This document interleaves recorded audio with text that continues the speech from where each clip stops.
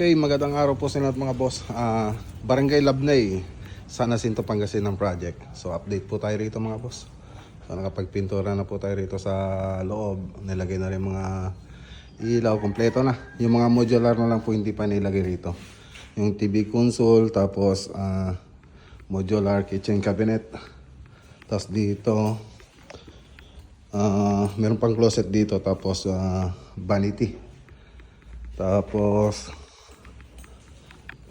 dito meron ding cabinet dito, display cabinet. Tapos dito rin closet. So may kita nyo yan dun sa pag nag-deliver po tayo, meron din po rito. Tapos dito sa extension ay okay na rin, nakapagpintura na rin po tayo rito. Sa labas na po tayo ngayon mga boss. So combination ng aluminum profile na with LED.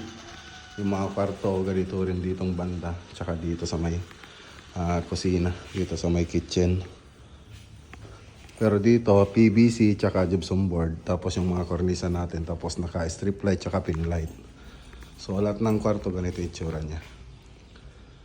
Okay, so doon tayo sa labas. Sa labas naman, nagpipintura na po tayo. Primer na po tayo mga boss. Pa-primer na po tayo. Pwede na po natin pinturan dito sa labas pagkatapos natin mag-primer. Punta tayo sa kabilang side.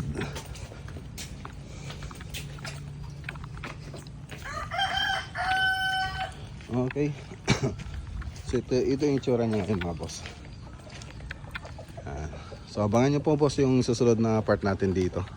Magandang araw po sa inyo lahat at God bless.